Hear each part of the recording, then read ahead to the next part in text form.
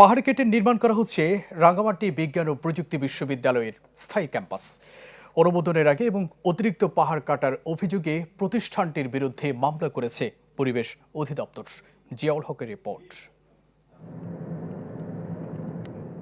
পাহাড় কেটে চলছে রাঙ্গামাটি বিজ্ঞান ও প্রযুক্তি বিশ্ববিদ্যালয়ের স্থায়ী ক্যাম্পাস নির্মাণের কাজ, যেখানে নির্মাণ করা হবে একাডেমিক প্রশাসনিক ভবন সহ শিক্ষার্থীদের দুটি আবাসিক হল। পরিবেশ অধিদপ্তরের অভিযোগ, পরিবেশগত প্রভাব মূল্যায়ন প্রতিবেদন অনুমোদনের আগেই পাহাড় কেটেছে বিশ্ববিদ্যালয় কর্তৃপক্ষ। এছাড়া যে পরিমাণ কাটার জন্য অনুমতি চাওয়া হয়েছে, কাটা হয়েছে তার চেয়ে বেশি। এজন্য মামলা করেছে অধিদপ্তর। নতুন এবং ফিরে আসা গ্রাহকদের জন্য নগদে চলছে ক্যাশব্যাক সহ প্রতিদিন হাজারো উপহার জেতার সুযোগ। হবে আশা আর ফেরা, সারপ্রাইজ সেরা। সাধারণত ইআই অনুমোদনের পরবর্তীতেই নির্মাণ কাজ শুরু করার কথা।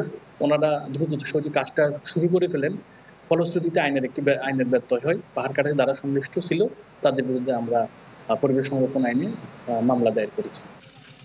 পাহাড় না কেটে স্থানীয় সংস্কৃতি বিবেচনায় নকশা তৈরি করে স্থাপনা করা হলে এমন বিব্রতকর পরিস্থিতি এড়ানো যেত বলে মত নাগরিক সমাজের।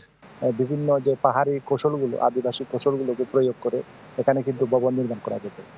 এগুলো আরো দেখতে আরো নান্দনিক হতো। উন্নত কান্ট্রিগুলোতে আমরা দেখতে পাচ্ছি যে পাহাড়কে না কেটে যে অবস্থায় আছে পাহাড়কে ওই অবস্থায় রেখে, পাহাড় ঠিক রেখে সেখানে বিভিন্ন ধরনের ভবন নির্মাণ করা। একটা বিশ্ববিদ্যালয়ের জন্য অনেকগুলো অবকাঠামোর প্রয়োজন হবে। সে এবার যেহেতু তারা পাহাড় কেটেই ফেলেছে, এই বিষয়টা একটা সলিউশন হওয়া দরকার। তবে পাহাড় কাটা নিয়ে নিজেদের দায় অস্বীকার করেছে বিশ্ববিদ্যালয়ের বর্তমান প্রশাসন। যারা এই বিশ্ববিদ্যালয়কে গত 2 যুগ ধরে পড়তে দিতে চায় নাই, হতে দিতে চায় নাই, তারা সহ ফ্যাসিস্টের দোসররাই এই সমস্ত অপকর্মের সাথে লিপ্ত আছে বলে আমি মনে করি। পরিবেশ অধিদপ্তর যাতে করে আমাদের সামাজিক সম্মান, বিশ্ববিদ্যালয়ের মর্যাদার ব্যাপারে খেয়াল রাখেন এবং এই জায়গাতে স্বাভাবিক অর্থে যে কথাটা বলা হয় পাহাড় কাটা, সেই কথাটা যদি অন্যরকম ভাবে বিবেচনা করা হয় তাহলে আমরা মনে করি বিশ্ববিদ্যালয় এই অঞ্চলের মানুষের অহংকার হিসেবে বেড়ে উঠবে। গেল 5 ডিসেম্বর বিশ্ববিদ্যালয়ের প্রকল্প পরিচালক সহ 7 জনের বিরুদ্ধে এই মামলা করে পরিবেশ অধিদপ্তর।